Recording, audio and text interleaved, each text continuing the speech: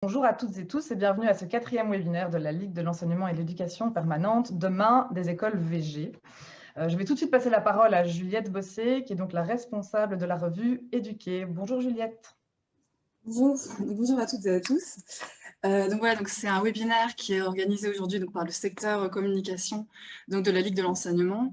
Donc c'est en lien avec un dossier qu'on a réalisé il y a peu de temps qui s'appelle Demain toutes et tous VG. Donc c'est paru dans la revue Éduquer.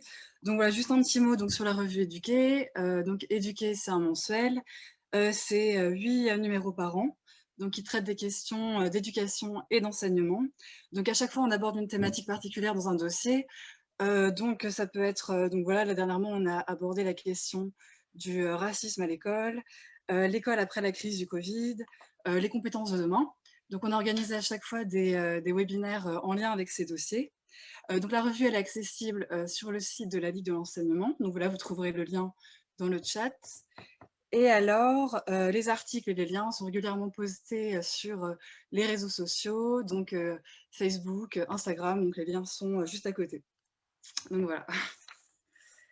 Alors, donc voilà, donc comme je disais, donc c'est un dossier qui est réalisé en lien avec le dernier, ce webinaire en lien avec le dernier dossier. Donc c'était un dossier qui abordait la question du végétarisme et du véganisme sous différents aspects. Donc on avait une interview de Fabrice Derzel, donc, qui est enseignant et fondateur de l'association végétique. Donc lui qui revenait sur la question du végétarisme, comment le végétarisme et le véganisme touchent à l'identité des personnes. On avait aussi un article de Greenpeace donc, qui faisait le lien entre le changement climatique et la consommation de produits d'origine animale. On a aussi donné la parole à Jean-Marc Gansil, donc, qui est l'auteur de l'ouvrage Carnage pour en finir avec l'anthropocentrisme. Donc lui qui faisait le lien entre les pandémies et le rapport et notre rapport en fait à la nature et aux animaux. Donc dans ce dossier, il y avait aussi un article donc, sur le végétarisme dans les cantines scolaires. Et alors, on proposait différents outils donc, pour changer progressivement son alimentation, des informations aussi qui mettaient à mal, en tout cas des idées reçues sur le végétarisme. Et on proposait aussi toute une série de références, blogs, podcasts, pour aller plus loin. Donc nous, aujourd'hui, on a plutôt voulu se concentrer sur la question des cantines, donc l'éducation à l'alimentation végétarienne dans les écoles. Donc on sait aujourd'hui que les enjeux en 2021 autour du végétarisme et véganisme sont très fortes. Donc voilà quelques chiffres. Au niveau climatique, par exemple, selon les calculs de Greenpeace, il faudrait réduire de 50% la production et la consommation mondiale de viande d'ici 2050, mais ça impliquerait une réduction plus forte dans les pays où on mange beaucoup de viande, donc comme la Belgique par exemple. Voilà, on a aussi, au niveau du bien-être animal, voilà, on a aussi tous vu ces vidéos tournées dans les abattoirs ou les usines, donc liées à l'industrialisation de l'élevage, donc voilà, les porcs dans des enclos, le broyage de poussins, les lapins et les poules en cage, donc des images de souffrance animale. À côté de ça, on sait aussi, depuis plusieurs années, on sait que l'humain en tout cas n'a pas obligation d'ingérer en tout cas des protéines animales. Et dernièrement, en Belgique, une centaine de scientifiques ont rappelé qu'un régime vegan, en tout cas, n'était pas forcément incompatible avec, par exemple, le fait d'être enceinte pour une femme ou l'allaitement. Donc voilà, donc on sait qu'au niveau individuel, il y a un enjeu, en tout cas, pour essayer progressivement, en tout cas, de manger moins de viande. Mais les cantines scolaires, ça représente un levier d'action vraiment intéressant. Et aussi parce que ça se passe à l'école et que l'école, elle forme les citoyens et les citoyennes de demain. Donc aujourd'hui, on s'est posé la question, qu'est-ce qui est mis en place dans les écoles et dans les cantines pour proposer davantage de nourriture végétarienne? Quels sont les freins et les résistances? Quelles pistes pour la suite? Et puis, quels outils existent pour mettre ça en place dans les établissements scolaires? Donc, on a invité 2 personnes aujourd'hui pour nous parler de ça. Donc, on a donc Jessica Irisa Michelente, qui est responsable des formations VJ en cuisine des collectivités, donc responsable aussi du subside Jeudi VJ à Bruxelles et d'intelligence collective au sein d'EVA. Et nous avons Fanny Collot, donc coordinatrice de projet alimentation à l'école pour la stratégie Good Food à Bruxelles Environnement. Donc ce qu'on va faire, c'est que dans un premier temps, les deux intervenantes vont faire des présentations de ce qu'elles font. Et on passera après à des questions-réponses. Donc n'hésitez pas en tout cas à poser des questions dans le chat. Voilà, je laisse la parole à Jessica Irisa. Merci beaucoup. Ben, merci en tout cas à la Ligue de nous avoir invités et de m'avoir invitée. Je suis très contente de pouvoir présenter un peu les actions d'EVA et la vision d'EVA sur l'alimentation végétarienne et végane. Et donc pour faire court, on appellera ça veggie parce que pour nous, ça peut se jouer à différents niveaux. Et je vais partager mon écran. Voilà. Alors. Tchoup, tchoup, tchoup. Est-ce que ça fonctionne bien?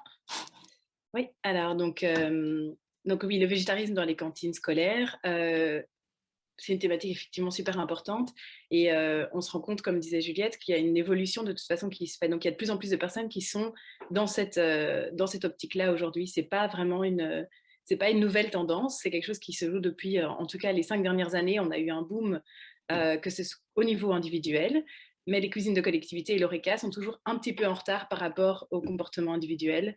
Et donc, les cantines scolaires font partie des cuisines de collectivité, donc qui fournissent de l'alimentation pour notre collectivité, donc avec les freins et les difficultés que cela pose de devoir produire dans une certaine quantité et les formations que ça demande.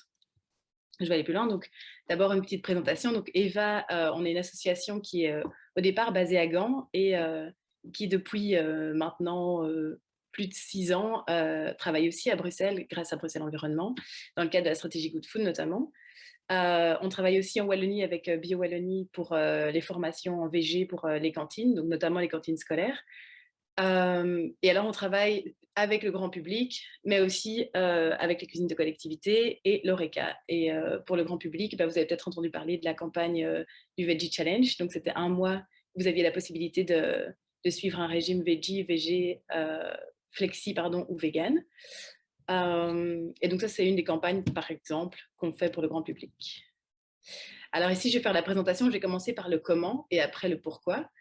Ça peut paraître un peu contre-intuitif, mais donc c'est vraiment la démarche que Eva décide de prendre, c'est de se dire qu'en fait, le pourquoi et donc les raisons, le rationnel passe souvent en second plan. Donc c'est d'abord comment on fait, et dans le sens plus, j'ai envie de dire, corporel, donc comment je vis ça, de manger végétarien, et aussi pour préciser que c'est que manger végétarien, ça ne veut pas dire manger végétarien tous les jours, ça ne veut pas dire être végétarien. On fait aussi faire la distinction entre avoir et être. On mange végétarien, mais on n'est pas végétarien, dans le sens ça ne doit pas spécialement former mon identité de végétarienne ou de végane. Donc on peut manger parfois végane, on peut manger parfois végétarien. L'idée, c'est de diminuer sa consommation de viande. Donc je vais commencer par le comment, et ensuite je reviendrai quand même au pourquoi, qui est aussi important dans les écoles. Mais dans ce même sens, on trouve que c'est intéressant de travailler avec les élèves, de commencer d'abord par leur proposer, de les faire vivre, d'être plus dans l'expérimentation, et après d'arriver avec un message de sensibilisation pour savoir, pour expliquer ce changement de comportement alimentaire. Alors, donc, comme je le disais au début et comme Juliette l'a montré aussi, donc les choses ont changé. Donc, il y a quelques années, manger végétarien, ça voulait dire manger essentiellement de la salade, c'était manger des grains. On avait une vision très stéréotypée, peut-être, de ce que c'était la cuisine végétarienne. Heureusement, ça change. Ici, j'ai montré une petite vidéo, c'est que donc Arnold Schwarzenegger, il y a quelques années, il y a longtemps, il y a plus de 10 ans, avait fait un film où il disait taper comme un végétarien, et c'était taper comme une femme. Et aujourd'hui, donc même au terme de, on n'en a pas parlé, ils n'en ont pas parlé, je pense, dans la revue, mais il y a aussi un rapport de genre par rapport à l'alimentation. Donc il y a quelque chose on considère que tout ce qui est lié au végétarisme ou à l'alimentation aussi globalement, malheureusement, est plus lié aux femmes. Et aujourd'hui, il y a aussi un changement à ce niveau-là, où on voit que ça peut aussi être porté par des hommes considérés alpha, comme étant aussi possible. Et donc, dans ce changement de comportement, on voit qu'aujourd'hui, à Bruxelles, il y a près de 50% de personnes qui disent vouloir diminuer leur consommation de viande. Ce n'est pas uniquement sur Bruxelles, c'est aussi sur toute la Belgique, en fait. Ça s'accentue en fonction. La capitale est toujours, a toujours le chiffre le plus élevé, comme toutes les capitales du monde, d'ailleurs. C'est plus un phénomène urbain que paraurbain. Alors, donc la première chose, c'est que, évidemment, il faut que ça plaise. À partir du moment où on mange des repas qui ne nous plaisent pas, ben, ça ne peut pas fonctionner. Donc, c'est la même chose dans les écoles. La problématique des cantines dans les écoles, c'est la qualité gustative, pas juste au niveau de la santé, mais aussi au niveau du goût. Ce dont on se rend compte, c'est que une fois qu'un plat est aimé par les élèves, qu'il soit végétarien ou pas végétarien, peu importe la labellisation, bah, il sera mangé et ça fonctionnera très bien. Donc c'est ça, pour nous, le premier point à aborder quand on veut instaurer plus de végétarisme dans les écoles, c'est de travailler essentiellement sur l'aspect culinaire. Donc, et l'aspect culinaire, ça demande plusieurs choses. Je reviens 2 secondes en arrière, c'est que il faut s'adapter au public auquel on parle. Donc, par exemple, si on est dans une école avec des étudiants, il y a peu longtemps, on a eu une formation dans une école qui faisait des sandwichs pour des étudiants. Mais donc là, la cuisinière avait un peu une idée, nous donne une idée de, OK, ça et ça fonctionne en pas végétarien, donc en omnivore. Et donc, il faut essayer de voir comment c'est adaptable en niveau veggie, quoi. Donc, si on a je ne sais pas, le thon, c'est ce qui fonctionne le mieux, le thon mayonnaise, il faut voir qu'est-ce qui pourrait, dans ce type de gamme de goût, être appréciable par ces étudiants en veggie, en version veggie. Alors, on les a appelés les 3 P, parce que ça fonctionne en néerlandais et en anglais, ça fonctionne un petit peu moins en français, mais je l'ai quand même traduit. Donc, la place du menu végétarien dans la cantine.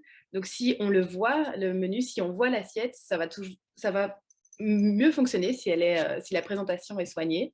Donc ça va ensemble, la place et la présentation. La place, c'est donc visuellement, on se rend compte que la première offre est celle qui est le plus prise. Donc à partir du moment où vous voulez faire qu'un plat soit pris plus qu'un autre, c'est le premier à mettre en avant, mais aussi dans le menu. Donc si c'est le premier au menu, ce sera le premier qui sera pris. En tout cas, ce sera celui qui sera le plus pris. Et puis évidemment, l'accessibilité. Donc l'accessibilité, c'est aussi le prix. Donc si le prix du VG est plus élevé que le non-VG, il sera souvent moins pris. Alors après, dans les écoles, c'est plus une question de food cost des cuisines de collectivité. Ça dépend si c'est les étudiants qui doivent payer, donc par exemple pour un sandwich, ou si c'est la cuisine de collectivité qui doit gérer ses coûts de production. Et dans ce cas-là, il faut pouvoir adapter entre des légumineuses qui vont coûter beaucoup moins cher et des produits qui sont un peu plus chers, comme du seitan ou des choses qui sont peut-être moins accessibles ou moins chères ou plus chères, mais qui pourraient être prises de façon plus, pas tous les jours, quoi, de temps en temps. Alors aussi, donc dans la nomination des plats, c'est super important, parce que donc l'accessibilité, c'est pas uniquement ce qu'on voit, c'est aussi ce qu'on lit. Et donc ce qu'on lit nous donne, on le sait, ça arrive directement au papier gustatif, c'est-à-dire que si on parle d'un bon plat, je vais tout de suite commencer à saliver. Donc de la même manière, quand on fait un titre, si on met un plat avec du corn, je sais pas moi, sauce bolo au corn, ça sera beaucoup moins appétissant que sauce bolo méditerranéenne ou aux légumes grillés. Donc ça, c'est super important. Et donc tous les petits produits qui sont phares, donc les petits produits qui sont considérés comme plus luxueux, je ne sais pas, les noix par exemple, un type de fromage, un type de légumes qui soit, un type de cuisson, tout ce qui a trait aussi à la texture, c'est super important. Et alors, les mettre en couleur, c'est aussi plutôt un type de communication, mais donc si on a un titre en couleur, un seul parmi toute une liste, c'est celui-là qui sera le plus accrocheur. Aussi beaucoup de menus qui séparent les produits, enfin les repas végétariens des non végétariens. Et ça, c'est dommage aussi parce que donc ça va créer des catégorisations où les personnes végétariennes vont aller uniquement regarder cette partie-là et les autres vont juste prendre un plat omnivore. Alors que si on mélange les plats végétariens parmi les autres, ça permettra aux personnes flexitariennes, donc les personnes qui veulent simplement diminuer la consommation de viande ou qui simplement veulent un bon repas et que le végétarien est parmi les autres, seront plus amenés à faire ce choix-là. Et puis alors, le mettre en avant en le considérant comme le choix du chef ou, je ne sais pas, le menu de la semaine, le menu spécial. Alors, encore une fois, peut-être pas trop le labelliser dans… Alors, menu durable, ça peut être, si on voit que dans l'école, il y a tout un travail de sensibilisation par rapport à la durabilité et que c'est pris de manière positive et pas de manière moralisatrice, ça peut être une manière aussi de le mettre en avant. Mais ce n'est pas la première chose à faire si l'école commence seulement la démarche en durabilité. C'est plus intéressant pour un étudiant ou pour les enfants petits, de toute façon, ils ne verront pas, mais pour les étudiants ou même pour les parents qui choisissent les menus, ce sera pas forcément le premier critère. Donc, le mettre comme le choix du chef sera plus une connotation gustative ou culinaire qu'une connotation morale ou voilà. Et donc, pour en arriver quand même aux raisons, donc à ce qui pourrait être considéré comme plus moral, justement, donc le pourquoi on pourrait diminuer sa consommation de viande et pourquoi les gens le font. La première raison, c'est la santé, évidemment.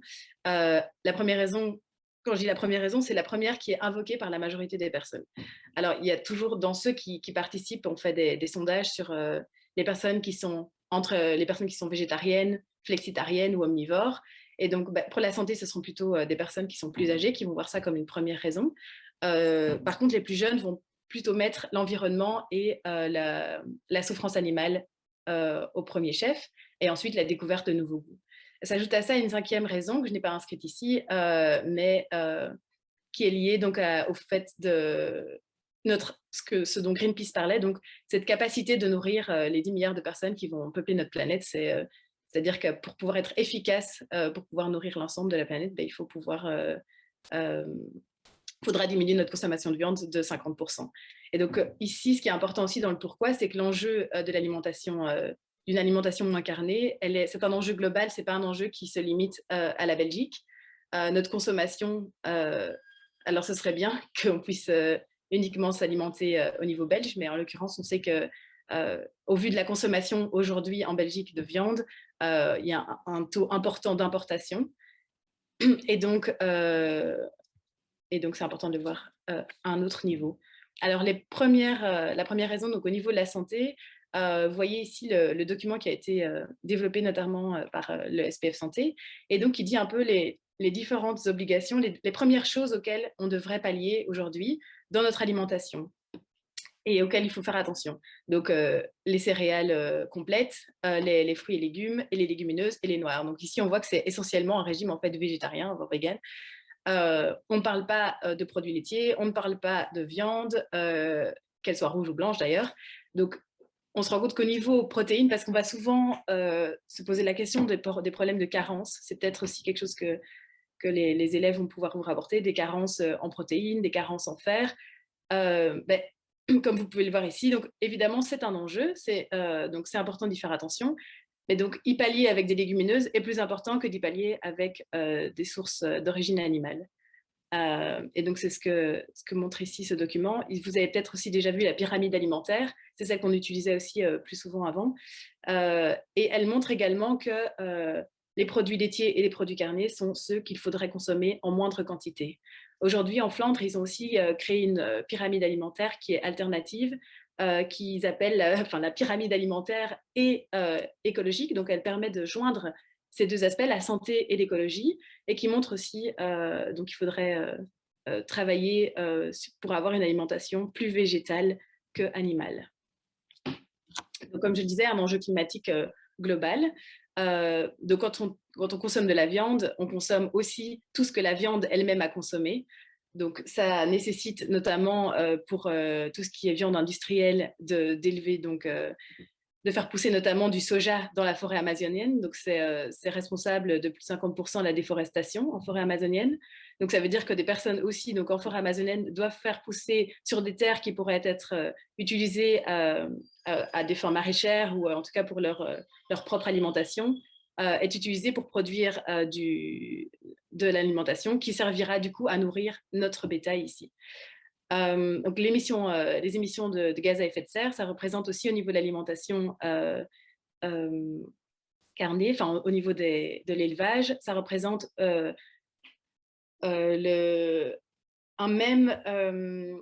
comment dire, ça a le même impact que le transport, que les effets que le transport produit au niveau international aussi.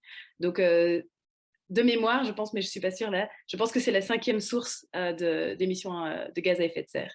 Au niveau de la pollution des sols, c'est aussi donc au niveau des déchets que rejette tout le bétail. Donc, comme on élève un nombre très important de bétail sur des petites terres, vous imaginez tout ce qui sort, donc tous les déchets que cela produit et qui infiltrent les nappes phréatiques et qui du coup polluent les nappes phréatiques et donc l'eau et les sols. Et cela entraîne alors une diminution de la biodiversité. Ça, ce n'est pas uniquement au niveau international, on le voit aussi au niveau de la Belgique. Il y a plusieurs rapports qui sont sortis à ce propos-là. Donc, que ce soit des diminutions de variétés d'oiseaux ou d'insectes, etc., qui ne peuvent plus se nourrir, qui n'ont plus suffisamment d'eau potable ou de voilà. Alors, en ce qui concerne le bien-être animal, c'est une question aussi peut-être délicate parce que ça dépend évidemment de l'éleveur. C'est pas quelque chose qui est c'est pas une nécessité en tout cas, mais au vu, donc ici j'ai mis les chiffres que j'ai été chercher donc juste pour le mois d'avril ici en 2021, donc vous voyez qu'il y a 28 millions d'animaux qui sont abattus. De ces 28 millions, il y en a 27 millions qui concernent des poulets. Et donc après, on a encore beaucoup moins au niveau du bœuf, mais on a encore donc le bœuf et le mouton. Mais évidemment, ces bêtes-là sont plus grosses et donc on peut en abattre moins. Mais donc pour pouvoir abattre un tel nombre, donc c'est 28 millions, c'est ce mois-ci, donc ça veut dire que sur une année, on peut le multiplier par 12, un petit peu moins, ça dépend un peu des mois évidemment. Mais donc c'est obligatoirement fait de manière industrielle et donc dans des conditions qui ne peuvent pas en fait être respectueuses du bien-être animal. Donc on ne peut pas vraiment délier les deux. Donc même si certains agriculteurs, parce qu'on va dire oui, mais moi je vais consommer uniquement chez des petits agriculteurs, c'est super, mais si la quantité de consommation reste la même, ça ne change rien par rapport aux conditions de production, parce qu'on sera obligé de répondre à ces conditions. C'est un peu la même chose au niveau de l'énergie, quand on dit oui, je vais consommer uniquement de l'énergie verte. Si la consommation reste au même niveau, ça ne changera rien. On est obligé de d'abord diminuer la consommation pour pouvoir avoir un impact significatif. Donc voilà. Et alors, nourrir le monde, c'est ce que je disais, donc la majorité des terres, donc 75% des terres agricoles servent pour l'élevage. Et plus de 50% des cultures ne sont pas destinées à la nourriture humaine, mais à l'alimentation du bétail. Donc, ça veut dire que toutes ces terres-là, en fait, pourraient être utilisées pour nourrir directement les êtres humains. Donc, c'est une perte énergétique, mais c'est aussi une perte en termes de protéines, en termes d'efficacité directement, si on le calcule. Et donc, c'est simplement une aberration. Donc, en diminuant simplement de 50% notre consommation de viande, on pourrait avoir un impact significatif sur ces espaces-là, en sachant que au niveau mondial, c'est les personnes qui cultivent, donc c'est les agriculteurs, c'est les producteurs qui meurent le plus de faim, enfin qui souffrent le plus de faim, ce qui est aussi assez aberrant. Donc c'est un enjeu super compliqué, donc qui est multidisciplinaire, je ne vais pas dire ce mot, donc qui a un impact sur beaucoup d'enjeux, qui concerne beaucoup d'enjeux, mais qui n'est pas difficile à réaliser, dans le sens où aujourd'hui, on a énormément de recettes, énormément de cours de cuisine qui sont disponibles, et surtout, tout le monde est capable de faire quelque chose à son niveau. Donc, nous, on dit aussi toujours, en fait, juste, si aujourd'hui, je décide, aujourd'hui, je ne mange pas de viande, mais juste aujourd'hui, juste demain, à chaque fois que je fais ce choix-là, j'ai un impact important sur l'environnement, sur ma santé, etc. Et donc, au niveau de l'environnement, on se rend compte que, c'est la manière la plus facile, mais aussi la manière la plus efficace d'avoir un impact, parce qu'on a un impact sur plusieurs aspects, pas uniquement sur le réchauffement climatique, mais aussi, donc, comme je le disais, sur la déforestation, sur la pollution des eaux, etc. Et donc, l'idée, c'est de montrer que tout le monde peut commencer là où il en est, et qu'il existe différents outils pour soutenir ce changement de régime alimentaire. Mais ce qui est très positif, c'est que de toute façon, en fait, on y est déjà.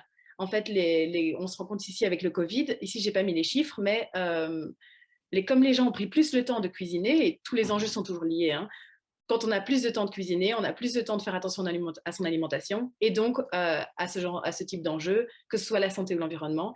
Et donc, on se rend compte que le taux de personnes qui mangent plus souvent végétarien a aussi significativement augmenté ces dernières années, entre guillemets, grâce au Covid. Voilà. Donc, vous êtes important dans le sens où, en tant que personne qui travaillait dans l'enseignement, évidemment, les changements de comportement alimentaire, que ce soit au niveau gustatif, on se rend compte qu'un enfant qui n'a jamais mangé d'amertume, c'est très difficile de lui faire goûter après de l'amertume. Donc, de la même manière, quand on n'a jamais mangé une légumineuse, c'est difficile après de devoir commencer. Donc, on se rend compte, on peut même déjà commencer à la crèche. Dans nos formations avec les crèches, on va nous dire oui, mais elles n'aiment pas les lentilles, alors on leur dit que c'est du chocolat. Mais en fait, c'est pas du tout une bonne manière de fonctionner. C'est important de permettre l'introduction petit à petit par la découverte, par le jeu, par que ce soit donc au niveau d'activité, au niveau dans vos classes, c'est de faire découvrir par le toucher, de découvrir des nouveaux aliments. Des légumineuses, il y en a de toutes les couleurs, de toutes les formes. Il y a moyen d'en faire des œuvres artistiques, il y a moyen d'en faire des choses qui sont autres que de passer par le pourquoi. Ça peut être, tiens, regardez, dans le monde entier, toutes les légumineuses qui existent, où elles poussent. Par exemple, le soja, maintenant, il pousse aussi en Belgique, mais il n'a pas les mêmes propriétés que celui qui pousse en Amazonie. Enfin, voilà, c'est aussi intéressant. Et donc, à ce niveau-là, c'est aussi important que vous-même ayez pu goûter, expérimenter, que vous sachiez de quoi vous parlez et que ce ne soit pas simplement théorique ou sur qu'est-ce que le végétarien, qu'est-ce que le vegan, parce que c'est aussi souvent les questions qu'on va nous poser. Quelles sont exactement les carences? On ne parle pas de carences quand on mange une fois végétarien par semaine ou quand on mange une fois végétarien par mois. Je veux dire, ça n'aura absolument aucun impact. Évidemment, si on arrive à un régime vegan strict, il faudra faire attention à la B12. Mais ici, en l'occurrence, dans les classes, dans les écoles, c'est plus pour moi un enjeu de découverte gustative, mais donc qui impacte et de montrer que cette découverte gustative a un impact au niveau écologique et au niveau santé et humain aussi de répartition des richesses. Donc voilà, j'espère que je suis dans les temps. Oui, c'est parfait, Jessica, merci beaucoup. On va juste peut-être ne plus partager l'écran. Ouais. Merci à toi. En tout cas, on reviendra encore plus concrètement, je pense, sur les assiettes après. Là, je vais passer simplement la parole à Fanny Collot, donc, qui est coordinatrice de projet alimentation à l'école pour la stratégie Good Food à Bruxelles Environnement. Fanny. Oui, je suis là. Eh bien, bonjour tout le monde et merci Jessica pour la présentation très alléchante, surtout au début. Tu as déjà dit beaucoup de choses très intéressantes et donc vraiment, avant de commencer, je vais quand même... Attendez, peut-être partager ma présentation. Commençons par le début. Hop. Attendez, excusez-moi, les couacs techniques. Hop. Vous pouvez... Là, voilà. C'est bon? Vous voyez tout? Ok, je pense que c'est bon. Ok. Donc simplement, je vais redresser le cadre de la présentation avec certaines choses que tu as dit. Tout d'abord, pour Bruxelles l'environnement, évidemment, quand on parle de végétarisme à l'école, j'insiste sur le fait qu'on ne parle pas de tout le monde devienne végétarien et tous les jours.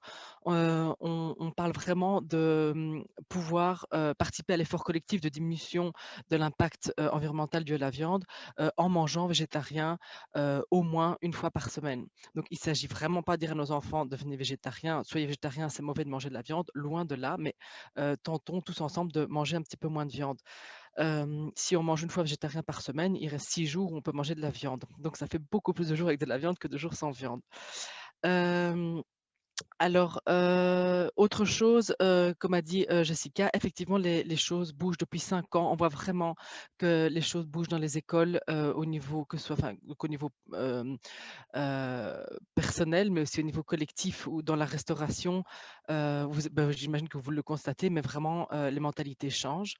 La bonne nouvelle, c'est que dans les écoles, c'est assez facile parce que les enfants sont des bons mangeurs quand c'est bon. Ça, Jessica, tu l'as dit aussi, toute une question de goût et pas tellement une question que ce soit une protéine végétale ou animale. Tant que ce qui est dans l'assiette est bon, il n'y a aucun souci.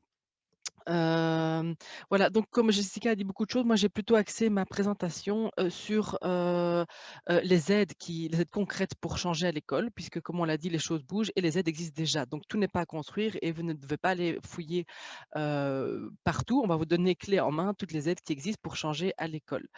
Alors j'ai vu qu'effectivement il y a pas mal de participants et je suis vraiment très contente. Je n'ai pas vu le profil des participants. Si vous êtes des cuisiniers, si vous êtes responsable des achats, si vous travaillez dans des communes, si vous êtes enseignant, mais il y en aura pour tous les goûts.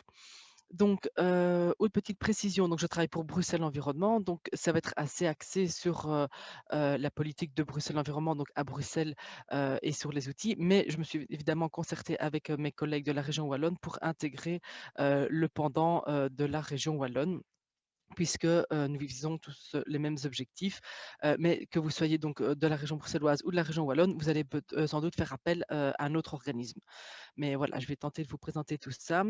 Et juste petite précision, j'ai dû être très rapide dans la réalisation de mon PowerPoint, mais je vais le peaufiner avant qu'on vous l'envoie, où je rajouterai probablement encore plus de liens et de choses, mais en tout cas, il y a déjà pas mal de choses ici à vous présenter. Alors, la première chose pour changer à la cantine, c'est évidemment de changer le menu, à la cantine. Donc en région bruxelloise, depuis plusieurs années, on a vraiment tout un programme, d'aide pour les cantines, et les cantines scolaires sont vraiment une priorité de notre gouvernement. Donc on a une multitude d'aides qui s'appellent, Cantine Good Food. Alors l'aide, c'est tout un panel. Vous avez des outils, vous avez des livres recettes, vous avez accès à des formations. Nous avons tout un cycle de formation thématique et il y en a évidemment sur le végétarisme, comment cuisiner des plats végétariens dans les écoles. Donc, ce sont des recettes généralement qui ont été testées avec les enfants, donc qui fonctionnent bien, qui sont faciles à réaliser, avec un food cost qui respecte vraiment le prix dans les écoles, puisqu'on sait que le prix était vraiment un enjeu très important dans les écoles. Vous avez accès, alors évidemment, quand on parle de cantine dans les écoles, tout le monde me dit oui, moi je sais pas moi qui cuisine, c'est une centrale qui livre. Alors évidemment, les aides, le changement va être différent que vous ayez une cuisine propre ou bien que vous soyez livré par une société qui, bien souvent, quand il s'agit d'écoles communales, le contrat est géré par le PO, donc une personne de la commune. Alors, si c'est un repas qui est livré par une société de catering, eh bien là, quel va être le levier d'action? Le levier d'action, eh bien, ça va être de intégrer dans le prochain cahier des charges ou contrat des clauses par rapport, soit de la durabilité de manière générale, mais évidemment sur le végétarien. Donc, vous pouvez imposer à votre fournisseur un repas végétarien par semaine. Et quand je vous dis que les choses changent dans les écoles, il y a énormément de communes à Bruxelles maintenant qui ont cette clause dans le cahier des charges. Et donc, toutes les écoles communales qui proposent un repas chaud ont au moins un repas végétarien par semaine. Alors, beaucoup de communes, ce qu'elles font aussi, c'est proposer une alternative végétarienne tous les jours. Donc ça, il y a une possibilité aussi de l'imposer. Et donc là, ça permet, s'il y a des enfants qui sont végétariens, ou bien pour simplement des questions de pratiques religieuses, de dire, ça permet d'augmenter l'accès aussi au repas chaud, ce qui n'était pas le cas quand on propose de la viande tous les jours avec du porc.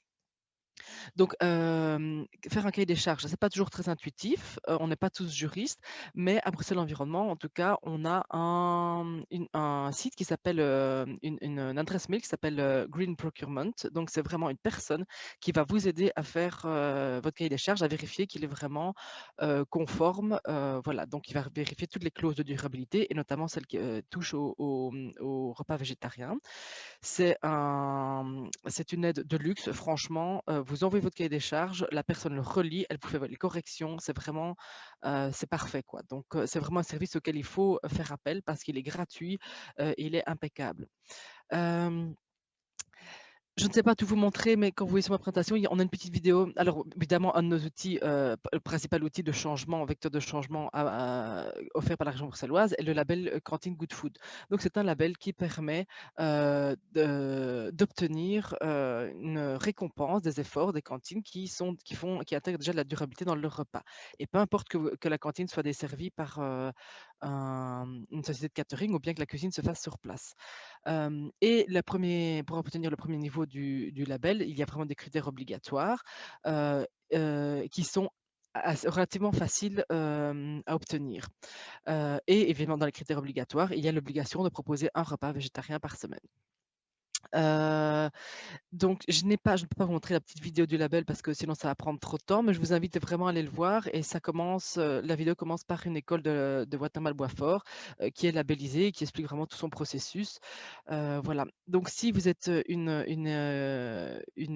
école qui a une cuisine sur place, vous pouvez recevoir un accompagnement pour vous aider soit à changer un petit peu les pratiques pour viser la première fourchette du label, soit vous êtes une cantine livrée et vous pouvez avoir travaillé directement avec votre fournisseur qui va vous donner les preuves et vous aider à remplir le dossier.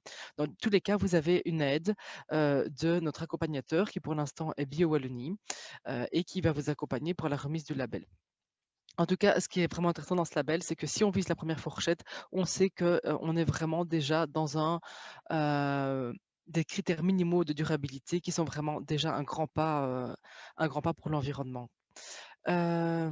Juste aussi, petite précision, je rentre un peu dans le détail, mais à Bruxelles Environnement, Bruxelles, on vient de mettre en place le label Cuisine Centrale qui va permettre de labelliser les sites de production des sociétés de catering pour faciliter l'accès au label cuisine des cantines qui sont livrées. Donc, si vous êtes une école, que vous êtes livré, je ne sais pas moi, par Sodexo, TCO, Cuisine bruxelloise, eh bien, et que votre fournisseur est labellisé, il suffira de lui demander un document avec les points et vous aurez vraiment une facilitation de facilité pour avoir l'accès au label. Voilà, je ne vais pas aller plus loin dans le détail.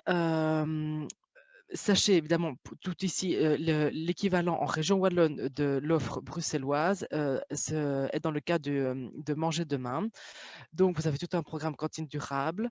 Je pense qu'il y a des personnes présentes ici qui pourront vous en parler mieux que moi, mais vous avez aussi des accompagnements, des formations, vous avez des idées recettes pour le végétarisme dans les collectivités. Il y a des vidéos, apparemment, il y a des vidéos de recettes qui sont filmés lors des formations pratiques. Voilà, donc que ce soit en région wallonne ou en région bruxelloise, il y a une quantité d'aides qui sont là à disposition pour vous aider. Et surtout, n'hésitez pas à faire appel parce que tout est gratuit et je vous disais, les cantines scolaires représentent vraiment une priorité, que ce soit en région wallonne ou en région bruxelloise. Donc, on sera toujours là pour vous aider, quel que soit le dispositif.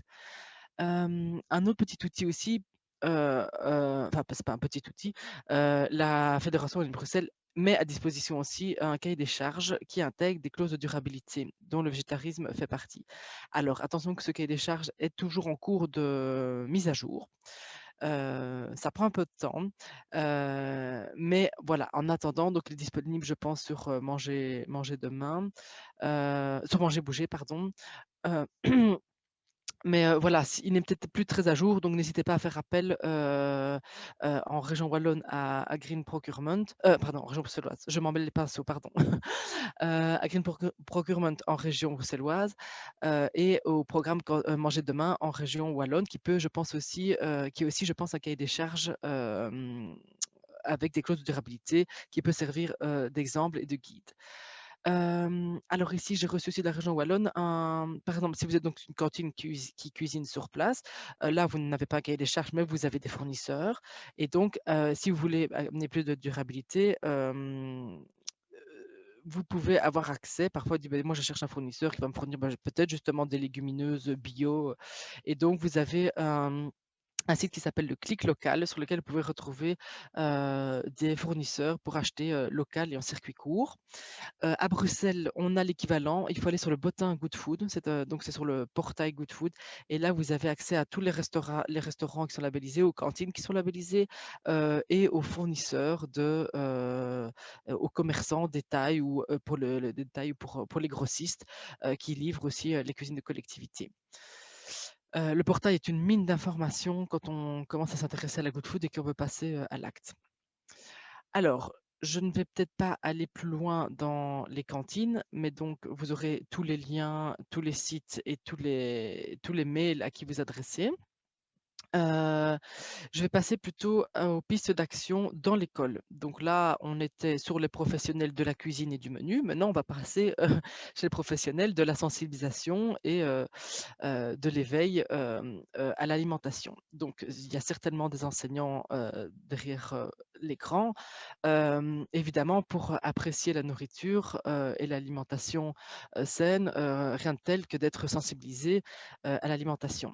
Donc, vous savez que les enfants ne sont pas toujours au courant. Donc, j'ai souvent entendu des enseignants qui me disaient que les élèves du secondaire leur disaient que les céréales, quand on leur demandait ce que c'était une céréale, on leur répondait Kellogg's, que le lait venait des boîtes, des boîtes hermétiques. Voilà. Et donc, de plus en plus dans les écoles, puisque je coordonne aussi tous les projets alimentation, sensibilisation, depuis 10 ans, on voit une explosion du nombre de demandes d'accompagnement pour des animations, des appels à projets, pour accompagner des projets de sensibilisation à l'alimentation dans les écoles. Et donc, et ça fonctionne très bien. Et voilà, je parle d'alimentation, mais je parle aussi beaucoup de potagers. Depuis 5 ans, on voit une explosion de demandes des potagers dans les écoles. On a plus d'une centaine d'écoles à Bruxelles qui font un potager parce que ça permet vraiment aux enseignants de retravailler le lien, de renouer le lien avec la terre, l'origine de nos aliments. Et puis, vous faites goûter après aux enfants les carottes, les légumes, ils vont couper et puis on goûte les légumes qu'on a produits et puis ça permet aussi de travailler toutes les matières. Donc voilà, si j'ai besoin de 2 courgettes pour faire une soupe pour 2 personnes, si j'en fais pour 4, et donc c'est évidemment utilisé comme vecteur d'apprentissage. Et on parle vraiment de concret. Voilà, donc on a aussi donc à Bruxelles Environnement une tonne d'aides pour sensibiliser les élèves à l'alimentation, que ce soit du maternel, du primaire ou du secondaire. Donc c'est peut-être ma slide d'après. Mais donc, oui, c'est ça, parce que j'ai divisé, pardon, excusez-moi, ma présentation en parlant de la cantine. Maintenant, je parle de la boîte à tartines. On essaye aussi de plus en plus de développer des outils et des actions pour modifier le contenu de la boîte à tartines, mais qui est encore un enjeu vraiment différent de celui de la cantine, puisque la cantine, généralement du ressort du PO ou de la direction, mais la boîte à tartines, les écoles ont généralement peu de prise, puisqu'il s'agit vraiment, c'est les parents qui sont responsables de ce qu'ils mettent dans la boîte à tartines. Et donc, conscient de ça, l'année passée, on a, dans le cadre de la stratégie Good Food, voulu aussi faire un outil, on a développé nous un outil de sensibilisation aux parents qui s'appelle Jim Carrot. Voilà notre petit personnage et donc ça va sortir, c'est en train de sortir, les inscriptions sont ouvertes pour la région bruxelloise maintenant.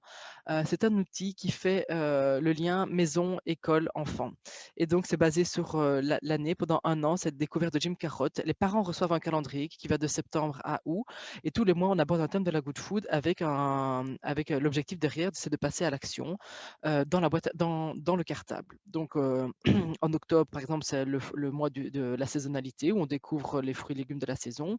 Eh bien, dans la collation ou bien dans la boîte à tartines, on va mettre quelque chose de saison. On va découvrir la pyramide alimentaire, on va découvrir il y a un mois qui est consacré au VG. Et donc, pendant ce mois-là, ben, tiens, on va mettre des tartinades végétales, on ne peut pas mettre de charcuterie. Voilà. Et donc, pendant 1 an, les enseignants vont faire des activités autour du thème de Jim Carrot et les parents vont faire le lien à la maison. Voilà. Et donc, on a cette petite mascotte qui va se balader entre la maison et l'école et on va passer à l'acte. Et il y a aussi un grand calendrier, le fameux calendrier Haverboard que les profs mettent en classe parce qu'on va suivre tout au long de l'année ce petit Jim Carrot qui va nous faire découvrir la good food et comment bien manger. C'est un outil qui fonctionne super bien. Il y a plein d'idées d'activités à faire en classe avec les profs, enfin avec les élèves. Donc, on va fabriquer peut-être, faire des crêpes maison parce qu'on va parler du fait maison. On peut fabriquer une tartinade végétale. Voilà, donc là, on est vraiment sur la sensibilisation des élèves. Donc, les outils papier ne sont disponibles que la région bruxelloise, mais tout va être mis en téléchargement. Et donc, pour la région wallonne, vous aurez accès aux fichiers et aux fiches d'activité pour avoir des idées d'activités à faire en classe. Voilà, donc si vous allez sur le site de Bruxelles Environnement, vous pourrez retrouver ce petit Jim Carrot et tous les outils et le fonctionnement. Et si vous êtes de la région bruxelloise, vous inscrire pour participer à la campagne qui s'adresse aux 5-8 ans. Donc l'année passée, par exemple, voilà, on voit un prof, ils ont organisé un atelier découverte et le prof s'est déguisé en carotte.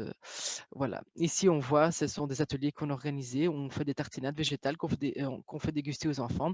Il faut savoir que souvent les enfants, ben, ça vous le savez certainement si vous êtes enseignant, adorent cuisiner et adorent goûter et adorent les tartinades végétales. Donc voilà, on dit toujours les enfants, mais en fait, c'est le public le plus facile à convaincre. Alors, pour aller encore plus loin dans le descriptif de ce qu'on offre à Bruxelles pour soutenir les écoles, ici, je vous en ai parlé, les potagers. Donc, et maintenant, les inscriptions sont ouvertes justement. Vous pouvez participer à des projets potagers, recevoir des animations et un accompagnement pour mettre en place un potager dans votre école. Ici, on voit un potager qui a une réelle production. C'est assez incroyable dans l'école maternelle de la Marolles. Donc, vraiment, on est en plein cœur. Euh, populaire bruxellois et on a une petite école qui produit pas mal de légumes. Donc ici, on voit les enfants qui vont cuire les haricots. Voilà, donc énormément de travail autour de l'alimentation et de potager dans cette école, mais dans beaucoup d'écoles bruxelloises et en région wallonne aussi. Ici, c'est une école de Scarbeck qui a fait tout un travail sur l'alimentation, qui sont aussi labellisés École Schools, pardon, qui a fait tout un travail sur la pyramide alimentaire avec les enfants. Et donc, on travaille sur, voilà, donc idées de bricolage. Donc voilà, beaucoup de choses à faire dans les écoles pour sensibiliser à l'alimentation. Et donc, l'aide de Bruxelles Environnement, ça va à recevoir des animations pour mettre en place un projet avec plusieurs collègues, mettre en place un potager. On a aussi beaucoup d'outils pédagogiques, et donc des outils pédagogiques qui vont donner aussi des idées d'animation et qui vont donner des chiffres très concrets sur des thématiques liées à l'environnement. Donc, par exemple, ben, moi, je suis prof dans le secondaire, j'aimerais bien aborder justement le végétarisme et l'impact de la viande, mais j'aimerais bien qu'on me donne des noms, des exemples de CO2, tonnes de CO2 que représente l'élevage de viande. Bien, vous allez retrouver des outils avec des chiffres concrets. Donc voilà, mais ça vous êtes dans le PowerPoint, le site de Bruxelles Environnement. Vous allez dans École, offre accompagnement école 2021-2022 et là vous allez voir tous les aides et accompagnements. Alors, ici, c'est l'équivalent pour la région wallonne, donc mes collègues de la région wallonne. Vous avez la PACW qui a fait un site consacré à la pédagogie autour de l'alimentation qui s'appelle Graines d'Agri. J'ai déjà été faire un petit tour, c'est très chouette, il y a énormément de choses. On m'a parlé du guide de l'ONE, chouette, on passe à table. J'ai encore reçu toute une liste, mais je n'ai pas eu le temps de l'intégrer dans le PowerPoint, mais ce sera fait par après. Mais Charlotte de Bio-Wallonie, j'ai vu que tu étais là. Si jamais tu veux peut-être en parler après, mais en tout cas, je ferai en sorte que ça parvienne à toutes les personnes présentes. Alors, un acteur très important quand on fait l'environnement à l'école, en région wallonne et en région bruxelloise, c'est le réseau ID. Donc voilà, qui est aussi toute une base de données outils pédagogiques. Vous pouvez emprunter des malles. Il y a des malles sur l'alimentation. Vous laissez une caution et vous repartez avec une malle remplie d'outils pédagogiques à faire avec vos élèves. Voilà, ici j'ai mis une petite photo, bon, si c'est une base de données, mais ici on voit concrètement aussi dans cette école maternelle, on passe à l'acte, fini les sucreries, chaque enfant amène un fruit, les fruits sont mis en commun et l'enseignant au moment de la collation découpe les fruits et c'est salade de fruits et gourde pour tout le monde. Donc le passage à l'acte dans les écoles est est tout à fait possible et de plus en plus courant, quoi. Ça élimine aussi les inégalités, hein, parce que bon, la dispute entre la barre de chocolat, moi j'ai une barre de chocolat, voilà. Donc moi je suis maman d'une fille, petite fille en maternelle, je souffre beaucoup parce que cette année il n'y a plus la collation collective, mais alors il se passe un troc des collations et les pleurs, lui il a celui au chocolat, et moi je veux ça. Et ma fille a vraiment de plus en plus apprécié les fruits et légumes quand elle participait à la collation collective. Et c'est vrai qu'on a fait une étude sur les leviers de changement dans les écoles et dans le primaire, dans le fondamental. Le levier de changement est souvent collectif. Donc, si toute la classe mange, eh bien, les enfants vont avoir tendance à vouloir goûter parce que le copain goûte aussi. S'il dit que c'est bon, il va trouver ça bon aussi. Donc, merci pour les parents. Il y en a certainement derrière l'écran qui me comprennent. Mais donc, vivement que tout ça reprenne. Mais donc, l'école est vraiment un acteur fondamental pour changer les comportements des enfants, quoi. Alors, encore pour Bruxelles, on a développé depuis plusieurs années maintenant une communauté qui s'appelle Bubble. C'est une communauté de profs inspirants uniquement sur l'environnement. Donc, ça touche à toutes les thématiques, hein, aussi le zéro déchet, l'énergie. Donc, je vous invite vraiment à être membre de Bubble, ce qui n'engage à rien, si ce n'est recevoir l'information. Donc, si on lance un appel à projet, s'il y a une nouvelle formation, vous êtes au courant en recevant un petit mail. Et surtout, et là, si vous n'êtes pas de la région bruxelloise, mais vous voulez trouver des projets d'écoles qui ont fait des projets autour de l'alimentation ou du VG, parce qu'il y a beaucoup d'écoles qui ont fait des projets sur le VG, vous pouvez aller sur le site de Bubble Brussels et là, vous allez dans les projets d'école et vous pouvez retrouver plein de choses. Il y a aussi le calendrier des agendas, des événements qui, j'espère, vont reprendre. Voilà, donc on a aussi des formations sur le compost, enfin voilà, un tas de choses, mais c'est tellement... Oh, ah zut. Voilà, bon, ma présentation était terminée de toute façon. C'est moi qui fais ça, Fanny. Si C'est toi vous... qui m'as arrêté parce que Non, non, je non, parle non, trop. non, non, Ah, je ne pardon, de pas toute façon, c'est pas très grave. Ceci dit, Voilà, on arrive tout doucement à autant de oui, questions. ben c'est ça, voilà, c'est ça. Mais donc, je pourrais parler des heures, mais c'est pas le but ici. Si les liens principaux ont été donnés, et je compléterai la présentation avec les liens que les partenaires m'ont envoyés. Et vous avez mon adresse mail. Si vous avez la moindre question, de toute façon, n'hésitez pas. Voilà. Oui, voilà. Et j'ai vu dans le chat, certaines personnes demandaient pour les PowerPoint. Bah, oui, vous pouvez écrire un mail, soit directement à l'intervenante, soit vous pouvez passer par nous aussi, par le mail auquel vous m'avez écrit. Je peux le mettre aussi dans le chat, en fait, mon mail après, parce que je peux moi renvoyer les deux PowerPoint en un coup, ça peut être peut-être plus facile. Voilà. Et sinon, bah oui, on va passer au temps de questions-réponses. Merci à toutes les deux. Et bah, je pense que Juliette, tu nous as préparé une petite première question. Alors, une première question, bah, merci à toutes les deux. Ben non, peut-être parler d'une expérience qu'on a vécue il y a 2 ans. On avait fait un article un article qui proposait justement qu'il y ait une alternative végétarienne dans toutes les cantines. Et notre article avait été relayé sur le site de la Libre et on s'est fait attaquer, mais vraiment attaquer par les internautes. Et alors là, nous, quand on a posté aussi l'invitation pour le webinaire, il y a eu aussi quelques commentaires assez réfractaires. Et donc, ma question, c'est pourquoi est-ce que, alors qu'on sait que les enjeux climatiques sont énormes, on sait qu'il y a des problèmes de malbouffe, comment expliquer le fait que ce soit si compliqué encore aujourd'hui pourquoi est-ce que le végétarisme et le véganisme, en tout cas, bloquent autant les gens et ce qui est intéressant dans ce que vous avez présenté, je trouve, c'est que votre stratégie à toutes les deux, c'est d'y aller progressivement, quoi. Donc voilà, ma question, c'est quels sont les freins et est-ce qu'effectivement la stratégie d'y aller progressivement, c'est vraiment la meilleure stratégie pour que ça fonctionne, quoi. Donc peut-être Jessica, peut-être? Oui. Ben, les freins, c'est clairement... après, il y a des personnes qui sont comme ça très, très réticentes à un changement d'habitude alimentaire. C'est plus parce que c'est vécu comme une forme d'injonction. Donc, je pense que aller progressivement, même ça, c'est peut-être déjà dire qu'on voudrait que tout le monde devienne plus végétarien, alors que, a priori, je pense que c'est plutôt à partir du moment où à partir du moment où les personnes ont cette envie-là, de pouvoir les soutenir, comme c'était montré. Mais je pense que les freins, donc c'est le changement de régime alimentaire, c'est super difficile en fait de changer ses habitudes. C'est super difficile. Simplement, ce matin, je me suis dit, je vais essayer de manger plus salé le matin, arrêter de manger des petits déjeuners sucrés. En fait, c'est super compliqué parce qu'il faut savoir par où on commence. Il faut tout d'un coup se dire, peut-être que je dois changer Alors, c'est plus à un niveau individuel, ça, hein, c'est pas au niveau des cantines. Parce que c'est ça l'avantage des cantines, en fait, c'est que les enfants, ils n'ont pas à faire ce choix-là. Donc, c'est peut-être que la difficulté, elle sera plus reportée sur les chefs, du coup, sur les cuisines centrales. Mais donc, par rapport à la perception, justement, et ça, c'était un truc important que je voulais aussi dire, c'est que si on fait, par exemple, un jour végétarien, il y a un risque qu'ils deviennent stigmatisés. Ah oui, non, le jeudi, je ne vais pas manger, quoi. C'est pas... Donc, alors que si c'est de manière aléatoire, ce ne sera pas du coup vu comme une injonction. Et donc, un des freins, c'est aussi ça, c'est de stigmatiser un type de personne avec un type d'alimentation. Voilà, ça c'est... Je pense que c'est les deux plus gros freins. Il y a un frein de perception aussi au niveau du prix, évidemment, de se dire qu'une alimentation végétarienne, ce serait plus cher.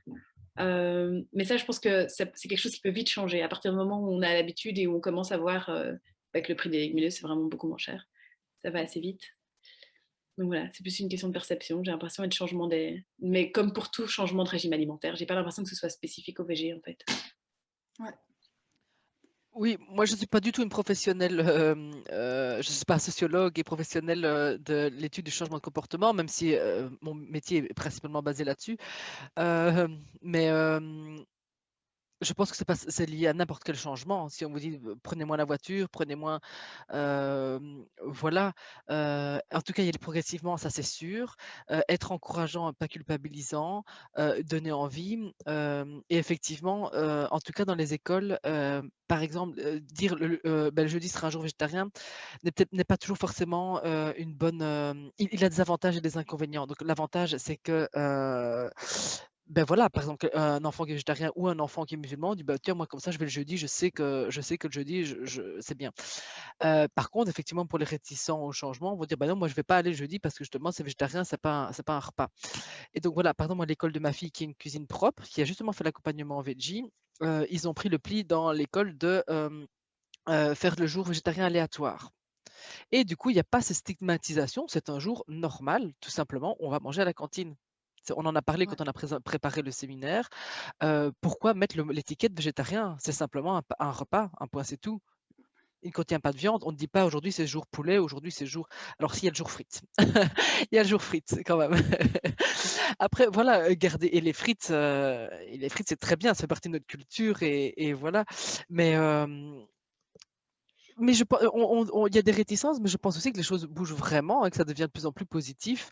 Moi, en tout cas, je le vois que ce soit au niveau des particuliers ou au niveau des collectivités et à tous les niveaux, que ce soit au niveau politique, que ce soit au niveau des directeurs de sociétés de catering, que ce soit au niveau des cuisiniers, que ce soit vraiment à tous les niveaux, les mentalités sont en train de changer, quoi. Donc, et positivement. Et donc, je trouve ça dommage que vous soyez fait incendier, mais c'est très bien parce que ça montre qu'il y a encore du travail et qu'il faut adapter son message aux réticents. Mais je trouve ça très bien aussi que des gens comme vous aient le courage de faire des articles pareils. Voilà, nous, au niveau politique et de l'administration, on doit vraiment voilà, on a des messages beaucoup plus, on doit être plus soft, on doit être, et c'est très bien. Et c'est très bien, et c'est très bien comme ça. Mais voilà, par exemple, en région wallonne, ils ont un autre enjeu qui est aussi de soutenir leurs producteurs de viande, et ce qui est une très bonne chose aussi. Et donc, nous, comme je le redis, on n'est pas du tout à ne plus manger de viande, mais c'est comme pour le reste, mangez-en moins, mais mangez-en de meilleure qualité et qui a été produite chez nous, donc en région wallonne, et pas qui a fait 8000 km, voire plus, avant d'arriver dans votre assiette, quoi. C'est du bon sens, hein, voilà. Je pense qu'il faut faire appel au bon sens et voilà. Et au niveau une question très concrète, est-ce que vous utilisez ou est-ce que vous prenez les substituts, par exemple à la viande comme, je sais pas moi, les faux steaks hachés vegan ou voilà, ou la saucisse végé, ou est-ce que ça fait partie en tout cas dans les formations en tout cas que vous dispensez, ou en tout cas les réflexions, comment vous vous positionnez par rapport à ça? Je commence, Fanny? Oui, Oui, vas-y. oui, oui, parce que je dirais que moi, là, on rentre plutôt dans le détail plutôt pas diététique, mais et que moi, je ne suis pas vraiment une professionnelle du menu VG. Donc oui, peut-être si tu peux intervenir là-dessus. Oui, bah, je pense que c'est comme tous les changements, on aura une tendance toujours un peu à décortiquer et du coup à devoir voir qu'est-ce qui va bien, qu'est-ce qui va pas bien. Pour faire un parallèle assez marrant, c'est qu'ils ont créé un nouveau film avec une super-héroïne et il s'est fait incendier parce que le film était très mauvais. Et de la même manière, quand on va parler du végétarisme, on va devoir dire oui, mais quand même, les burgers, ils sont pas bons. Mais en fait, il y a des burgers de viande qui sont pas bons, il y a des burgers végés qui sont pas bons. Si un jour j'ai envie de manger des frites avec dans de la graisse avec un burger qui est vegan mais qui est plein de mauvais produits, bah oui, c'est de la malbouffe en fait. En fait, manger végétarien ou vegan, c'est pas spécialement manger de manière diététique ou manger de manière saine ou voilà. Mais donc par rapport à ça, en tout cas, nous on a fait un burger rating, donc on a pris le Nutri-Score de différents substituts pour justement aider les cuisines de collectivité qui se demandaient, mais ça je pourrais vous mettre aussi le lien, quel produit utiliser. Parce que peut-être par contre, la question qui est peut-être pas genre, est-ce qu'il faut promouvoir ça ou pas, c'est peut-être savoir qu'est-ce qu'il y a dedans, comme tout produit en fait. De savoir, il y a certains produits, par exemple panés, ben oui, ça va être très gras, ou des produits où il n'y a absolument aucune source de protéines, ben oui, c'est pas très intéressant nutritivement. Mais donc voilà, est-ce que le but c'est d'être nutritif? Donc moi, si je fais une grosse bolo et que j'invite des potes et que j'ai envie que ce soit facile, ben oui, je vais quand même utiliser un haché vegan pour la consistance et c'est pas grave. Voilà, juste pour un peu relativiser aussi l'aspect diététique de ces produits-là. Ouais. Ah oui, mais nous, c'est sûr qu'on fait vraiment, on appelle vraiment à diversifier les protéines. Donc, c'est-à-dire c'est le message est plus diversifier les protéines que de manger plus de viande. Donc, et parce qu'il y a des très bonnes choses et que c'est très bon pour la santé. Et donc, oui, on va demander, donc pas juste faire une lasagne juste avec des légumes. Je parle vraiment dans le cadre du label où il y a le cuisinier qui est responsable, mais d'avoir une alternative qui est de qualité nutritive intéressante. Donc, on va évidemment demander qu'il y ait des légumineuses qui sont très bonnes, qui sont vraiment des sources de protéines très importantes, quoi. Et d'ailleurs, il y en a même, bon, là, je ne suis pas une professionnelle non plus, mais elles n'ont pas toutes le même taux de protéines, hein, je pense. Mais voilà, c'est sûr que vaut mieux, de toute façon, vaut mieux un produit brut, de toute façon, qu'un produit transformé. Donc voilà, acheter, si une école va passer au VG une fois par semaine, mais que ce n'est que l'importation de burgers qui sont déjà j'allais dire du préfabriqué, je ne trouve plus le mot, plat préparé, voilà. C'est pas la même chose que de soi-même préparer, je ne sais pas moi, des falafels ou ce genre de choses à base de produits bruts, comme des pois chiches. Voilà, tout est toujours aussi une question de coût et de temps. Voilà, mais moi j'ai participé effectivement à une formation organisée par BioWallonie sur, je ne sais plus quel était le thème, en tout cas on parlait beaucoup de cuisine végétarienne. Le cuisinier disait, ben moi mon food cost avec mes pois chiches que j'ai fait moi-même tremper, il est rikiki. Donc ça équilibre aussi, ça permet d'équilibrer vraiment le coût dans une cuisine de collectivité. Et quand quelqu'un sait bien cuisiner, son burger au pois chiche, il va être peut-être 10 fois meilleur qu'un mauvais burger de viande. Donc voilà, on en revient à la question du goût. Et le gaspillage alimentaire dans les cantines est principalement dû aux enfants qui se plaignent que ça n'a pas de goût, peu importe que ce soit de la viande ou parfois c'est du poisson filasse qui n'a plus ni queue ni tête. Voilà, pardonnez-moi l'expression. Voilà. Et une voie médiane, c'est aussi, quand même, on dit aussi souvent pour les gens qui n'ont pas l'habitude de manger des légumineuses, parce que c'est pas aussi c'est pas si accessible. Évidemment, les falafels, c'est un bon exemple parce que ça marche assez bien. Mais c'est vrai que c'est pas toujours facile de faire manger des haricots rouges, haricots blancs, etc. Mais donc, ce qu'on propose aussi dans les formations, c'est de faire des mélanges parfois. C'est de commencer par faire un moite-moite pour voir comment ça passe. Et après, voilà, d'habituer parce que c'est aussi ça, c'est d'expérimenter. Et donc, de voir est-ce que ça passe, ok. Et bien après, on peut diminuer la quantité de substituts et aller vers plus quelque chose de complètement, par exemple, un chili sin carne, où on va mettre normalement que des pois chiches, ben, de mettre un peu moins. Voilà, ben, évidemment, aussi la question de 300 repas, ouais, il y a des contraintes dans la cuisine de collectivité pour lesquelles, ben, voilà, ça devient compliqué de devoir. Oui, mais d'où l'importance de le faire progressivement, dire bah, allez, je vais une fois tester, je vais trouver mon rythme. On les connaît, hein, les contraintes des cuisines de collectivité. Voilà, ou commencer par des pois chiches en bocaux, hein, qui sont de très bonne qualité aussi, pour déjà peut-être gagner un peu de temps. Et petit à petit, vous allez trouver votre rythme. Et c'est sûr que le changement ne va pas se faire en une fois. Et il y a des idées recettes, beaucoup, que ce soit sur le site de la région wallonne ou chez nous, pour les collectivités. Et oui, oui, la contrainte de temps est vraiment un facteur dans les écoles aussi où tout le monde doit manger en 50 minutes, il faut faire plusieurs services. Et est-ce que là, on a une réflexion là, de Vanessa là, dans le chat qui explique que c'est difficile avec les ados. J'imagine qu'il y a une vraie différence entre les enfants, les enfants très jeunes, les enfants primaires, secondaires. Est-ce que pour les ados, effectivement, il y a des techniques où ou comme vous dites, il faut vraiment tester, essayer, voir ce qui marche, quoi. Alors, dans le secondaire, on part encore vraiment autre chose. C'est plus seulement une question de goût, hein. Là, on parle déjà le fait que dans les écoles, les élèves du secondaire sortent de l'école est déjà le principal enfin c'est pas un problème, mais facteur, parce que du coup, ils ne vont pas manger l'offre qui est disponible dans l'école, principalement en première et deuxième secondaire, oui, mais souvent ils sortent. Et donc le problème est plus l'offre dans les quartiers. Donc, c'est souvent effectivement durum et on va chercher des chips. Et donc les adolescents, de manière générale, se nourrissent pas très bien. Alors, tout dépend aussi de l'offre qu'il y a dans l'école. On essaye ici, pareil, s'il y a une offre de sandwich, ben, on va inviter les écoles à essayer de proposer des tartinades végétales, faire une offre végétarienne. Voilà, après, le levier de changement dans le secondaire, quand on a fait l'étude, ce n'est pas effectivement euh, le changement collectif, mais ça va plus être le fait de pouvoir faire le choix lui-même, quoi. Donc, s'il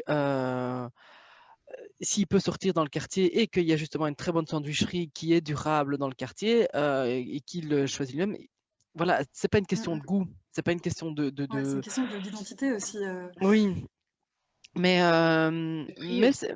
il y a des prises de conscience beaucoup aussi chez les adolescents. On voit Mmh. beaucoup de jeunes qui font, qui s'investissent, qui sont conscients du changement et puis parfois ils ne passent pas forcément à l'acte en secondaire, mais ça reste dans leur tête et puis quand ils deviennent des jeunes adultes, voilà, voilà, donc secondaire, ça reste encore un peu, voilà, on tâtonne, on cherche aussi nous à essayer de voir comment les sensibiliser.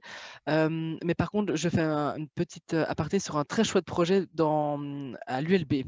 Donc à l'ULB, ce sont des jeunes qui se sont rendus compte que la nourriture n'était pas de qualité sur le site du Solbosch et qui ont eux-mêmes commencé à faire des repas végétariens à des prix mais forcément démocratiques puisqu'ils visent les étudiants. Et ils ont commencé avec des tonnelles sur le trottoir et c'est devenu maintenant un restaurant. Je vous conseille vraiment d'aller le voir. Ça s'appelle Has Been parce que maintenant ils ont engagé des cuisiniers qui cuisinent divinement bien. Et donc ils ont une offre de repas durables et très orienté VG. Et le restaurant est génial. Et ils en profitent pour faire de la sensibilisation aussi. Donc voilà, là on est dans le plus universitaire, mais enfin c'est les post-ados, on va dire. Mmh mh. Et ça commence aussi du coup à percoler dans toutes les strates de la population. Mmh mh. Mais justement, par rapport à la formation initiale des cantiniers, on se demandait, nous, si la dimension VG, elle était intégrée et depuis quand, ou si ça traînait un peu, ou ça dépend, Bruxelles, Wallonie. Alors, très question très complexe. Je ne vais pas m'étendre parce que je ne connais pas suffisamment le sujet. En tout cas, c'est un point de la prochaine stratégie Good Food qui va sortir, c'est de vraiment améliorer la formation des métiers de bouche, comme on dit, pour essayer que ce soit intégré. Alors, voilà, donc j'ai pas une vision très claire. On Intégré. devrait. C'est pas intégré dans la formation, mais par contre, c'est des cours à option. Donc, ils peuvent Oui, choisir ça c'est pas comme. intégré, c'est ça que tu as dit, pardon. Ouais, c'est pas obligatoire, mais ils peuvent le prendre en cours à option. Ok. Et je sais que pour, par exemple, des chefs végétariens, c'est compliqué parce qu'eux sont obligés, par contre, d'apprendre à cuisiner avec de la viande. Et puis, ben, à un moment donné, ils peuvent choisir l'option végé ou vegan s'ils veulent, quoi. Donc, je sais qu'en Flandre, on donne une formation avec Post Plus, c'est une association qui travaille sur le problème de la déforestation. Et donc là, leur projet, c'est pendant 3 ans, c'était de former avec nous des chefs de l'ORECA à l'alimentation végé.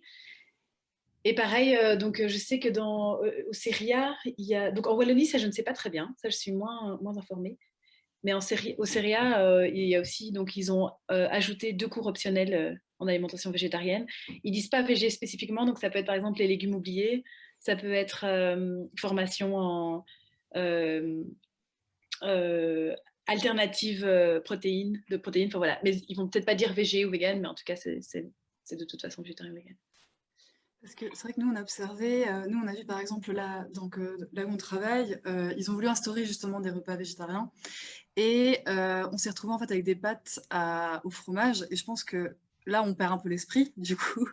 Et effectivement, je pense qu'il peut y avoir.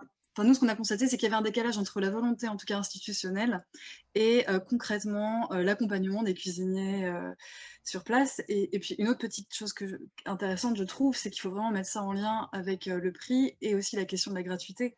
Parce que la question quand même de l'alimentation dans les écoles, elle est indissociable du prix et peut-être de la gratuité des repas à l'école. Je ne Oui. sais pas ce que vous pensez de la... Est-ce que vous, la question de la gratuité, c'est quelque chose sur lequel vous travaillez ou la question des prix, sans doute? Nous, à Bruxelles Environnement, non. On peut être impliqué en tant que expert de critères Good Food. Si par exemple un autre cabinet, par exemple le cabinet, je pense, d'Ardennes, a un projet de gratuité de repas, mais pour les écoles maternelles avec des enfants, enfin des écoles à indice socio-économique bas. Mais voilà, après, nous, en tant que Bruxelles Environnement, ça va être plutôt dans les administrations qui touchent à l'école, à l'enseignement. Voilà, s'ils ont des appels à projets ou quelque chose qui va toucher à l'alimentation, on va être contacté et on va être là en tant qu'expert alimentation. Mais bon, voilà, aussi l'enseignement est une question très très complexe, hein. Il y a déjà, et à Bruxelles, entre la région wallonne, la région bruxelloise et les réseaux d'enseignement, voilà, c'est très, très, très compliqué. Voilà, moi, je suis maman dans une école du réseau catholique avec une cantine propre. Les parents interpellent en disant, mais oui, mais pourquoi est-ce que nous, on paye 4,50 € notre repas dans l'internel alors l'école communale de Scarbeck à côté, c'est 2,30 € le repas et c'est bio. On peut pas comparer les deux choses. Ce sont vraiment des mécanismes totalement différents. Et notamment dans les écoles communales, la commune intervient dans le prix du repas. Si l'enfant est domicilié dans la commune. Il y a aussi cette question que le repas scolaire, le temps de midi ne fait pas partie du temps scolaire. Et donc, quand on est dans les écoles du réseau libre, c'est facturé. On paye, je crois, moi, j'ai plus 1 € pour que mon enfant reste à l'école voilà. Dans les écoles communales, c'est la commune qui intervient sur ce frais-là. C'est une question très, très complexe et la Belgique est très, très loin d'être uniforme dans tous ces domaines, quoi. Mais voilà, donc je vais pas m'aventurer plus puisque ce n'est pas vraiment mon domaine, mais Nous, on ne travaille pas non plus sur la gratuité, mais par contre, c'est clair que quand on demande, par exemple, on a un label Jeudi Veggie pour les lauréats qui souhaitent participer et aussi les cuisines de collectivité d'ailleurs. Et dans la charte, il est quand même indiqué que le prix du VG ne doit pas être supérieur à celui du non-VG. Mais ça ne va pas jusqu'à la gratuité. Voilà. Ça, c'est pas... Peut-être que je me demande si ça serait une question qui serait spécifiquement liée au veggie ou si c'est pas une question plus générale sur l'accès à l'alimentation durable. oui. C'est vrai que peut-être un des tremplins, ça serait peut-être de proposer des repas de temps en temps gratuits, peut-être végétariens. Enfin, en tout cas, ça serait en tout cas un bon incitatif, quoi. Ouais.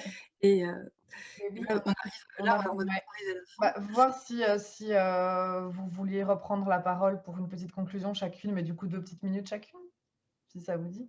Ou si quelqu'un avait encore une question. Voilà. Non. Non. Oui, moi je veux bien clôturer. Bon, c'est assez frustrant de ne pas voir à qui on parle. Mais en tout cas, simplement dire que soyez rassurés, les choses bougent et il y a vraiment, vraiment, vraiment une volonté politique énorme de changer les choses. Je ne peux pas tout dévoiler, hein, parce qu'il y a des choses qui ne sont pas. Mais donc, dans les écoles, le paquet va être mis vraiment pour que ça change. Et sachez aussi que les sociétés de catering sont très, très, très, très, très fort en train de changer les choses, mais ça va même au point de penser à remettre des légumeries sur place pour pouvoir, parce que toute une question de disponibilité, de coût. Hein, voilà. Donc, si on veut garder un prix de 2,30 € le repas pour un maternel, il faut que. Voilà. Mais les cuisines qui cuisinent 7000 repas scolaires par jour, ben, les légumes arrivent en surgelé. Mais s'ils avaient des légumeries, eh ben, on pourrait avoir des légumes qui viennent du champ d'à côté, tout ça. Et donc, toutes ces questions-là sont en train vraiment d'être abordées et réfléchies. Il y avait des études de faisabilité dans des cuisines qui sont faites. Il y a vraiment, on voit au niveau, que dans les communes, les bourgmestres qui sont vraiment, qui poussent pour le changement. Il y a énormément de changements qui se fait et que dans le bon. Vraiment que dans le bon sens. Bon, il y a peut-être des choses, mais ça, alors je ne sais pas, mais globalement, et donc voilà, soyez rassurés que vous soyez livrés par les cuisines bruxelloises ou quoi aux caisses, les choses sont en train de changer et les aides sont là. Voilà. Et donc, si vous avez des questions un peu plus précises, n'hésitez pas, moi je suis tout à fait disponible pour répondre à vos questions ou vous relayer vers les personnes qui vous répondront mieux que moi. On peut peut-être remettre, hein, je demande à Marie, mais les coordonnées éventuellement de Fanny et de Jessica, si ça vous va, les remettre dans le chat. Et Jessica, si tu veux conclure. Oui, bah, je garderai la même note que Fanny, dire qu'en fait le changement se fait et que c'est pas uniquement, en fait l'école n'est pas une institution à part du reste du monde et donc c'est lié aussi aux parents, donc l'implication des parents elle est aussi super importante comme elle la montre aussi avec les boîtes à tartines. Nous dans l'école de mes filles par exemple elles n'ont pas le droit d'apporter des sucreries, bah oui ça facilite quand même vraiment. Il y a aussi une incitation à prendre la soupe est toujours végétarienne, enfin il y a quand même donc des initiatives, et ça c'est relayé aussi aux parents, donc via les nouvelles applications, là, on appelle ça Classe Dojo, etc. On a aussi ces informations-là en retour. Et donc on a aussi un enfant qui revient en nous disant « Ah ben j'ai mangé la soupe de nana de brocoli, c'était trop bon. » Et la voilà d'ailleurs. Et donc je pense que les choses vont en changeant. Et donc la semaine passée, s'il y a une petite anecdote, attends. Ben justement, ma fille avait la thématique sur la ferme. Et donc, je lui demandais, mais pourquoi est-ce qu'il y a une ferme et qu'est-ce que font les animaux? Pourquoi vous nourrissez les animaux? Ben, elle ne savait pas répondre à cette question. Et ça paraît un peu brutal, en fait, de se dire, mais pourquoi est-ce qu'on a des fermes? Est-ce qu'on peut expliquer ça à des enfants? Voilà, tu peux dire bonjour. Mais en fait, c'est aussi, je pense, fondamental que l'école serve aussi de lieu d'information et pas d'injonction. Du coup, toujours dans cette idée-là. On informe simplement. Et en fait, l'enfant, il n'a pas peur de dire bah, c'est pour le manger, on va le manger. Ça, il n'y a pas de connotation, en fait, pour l'enfant au départ. Donc voilà. Oui, oui. Et si je peux juste rebondir, je vois une personne qui demandait, elle dit les enfants aiment moins, comment on peut faire changer? Est-ce que vous avez des exemples d'écoles? Oui, on pourrait essayer de vous trouver, mettre en contact avec des écoles qui ont changé, voilà. Mais surtout, ce que je trouve très intéressant, et de nouveau, je vois pas si on a beaucoup de personnes de la région bruxelloise, on est dans une phase de construction de la stratégie Good Food 2.0 et tout ce qu'on entend qui peut vous aider.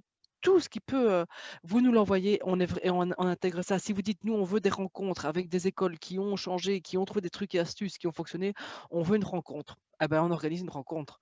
Voilà. Bon, après, vous me dites qu'il faut les repas gratuits. Non, ça, je ne peux rien faire. Mais tout ce qui peut nous dire, nous, ce qui nous manque, nous, on ne sait pas. Il nous manque des recettes. On ne sait pas comment faire tremper les pois chiches. On a besoin d'aide pour des conseils. Tout ce qui peut vous aider dans votre secteur, dans votre position pour avancer, on est à l'écoute et on essaie d'intégrer ça. On ne demande pas mieux que d'avoir des retours de terrain et pas construire tout seul les choses dans notre coin. Voilà, donc n'hésitez pas. Franchement, c'est le moment. Merci beaucoup. Merci à toutes les deux. C'était vraiment super intéressant. Et donc, n'hésitez pas à aller voir donc, notre dossier sur le sujet donc, qui est en ligne. Et alors, Maud, de vous parler du prochain webinaire. Avant que vous nous quittiez, petite annonce officielle pour le prochain webinaire. Donc, le 15 juin prochain, toujours de 10h30 à midi, nous organiserons un webinaire dont le titre est « Simplicité volontaire, moins consommée pour une vie meilleure ». Alors, le titre est inspiré d'une étude d'Adrien Plonteux, qui était chargé d'études à la Ligue encore l'année dernière, qui maintenant est doctorant. Alors, il m'a donné son titre exact, il est doctorant en prospérité mondiale à l'Université Collège de Londres. Et donc, on organise ensemble donc, le prochain webinaire. Voilà, donc vous voyez le petit titre, le jour, l'heure. Les inscriptions sont déjà ouvertes sur notre site. On va vous envoyer dans le chat un petit lien pour le retrouver. Et donc voilà, on y parlera de ce mode de vie, simplicité volontaire, qui est une des possibilités en tout cas pour diminuer la consommation des ressources et de l'énergie voilà, de la planète. Et pour sortir de ces clichés sur ce mode de vie qui est souvent qualifié comme solution à tous les problèmes mondiaux et parfois critiqué comme étant bobo, gauchiste ou menant à un retour à l'âge de pierre, on vous invite à un temps de réflexion collectif autour donc, de cette simplicité volontaire. Peut-elle réduire notre impact environnemental, garantir une vie heureuse, épanouie, bonne à toutes et tous? Quels sont ses avantages, ses limites, les enjeux associés également? Et puis, on abordera les changements individuels et surtout collectifs à effectuer pour permettre à toutes et tous de vivre une bonne vie, tout en donnant l'occasion aux générations futures et aux autres espèces de s'y épanouir sur le long terme. Donc, les intervenants seront Timothée Paric, qui est chercheur en économie écologique et spécialiste de la décroissance, Ezio Gandin, docteur en sciences physiques et ancien président des Amis de la Terre, et donc Adrien, qui présentera son étude. On vous met quelques liens dans le chat si vous voulez déjà lire l'étude avant d'en entendre parler. Donc voilà, simplicité volontaire pour une vie durable en quête de bonheur. Vous avez les liens le lien également vers son autre étude, enjeux environnementaux, un système à déconstruire, une alternative à concevoir. Les deux études ont été pensées en même temps, donc voilà, c'est pas mal de les consulter toutes les deux. Et un dernier lien vers le projet européen Conscience numérique durable aussi, qui entre aussi dans cette lignée voilà, de réflexion sur les enjeux environnementaux qu'on a souhaité mener à la Ligue de l'enseignement. Et voilà, ben, je vous rappelle aussi que nous avons donc un site internet, un Instagram, une chaîne YouTube sur laquelle vous pourrez revoir ou partager ce webinaire et une page Facebook. Et moi, je crois que c'est bon, j'ai fini. Bravo, Maud. Juliette, un petit au revoir à tout le monde. Merci encore aux intervenantes. Et bah, au 15 juin, alors rendez-vous le 15 juin.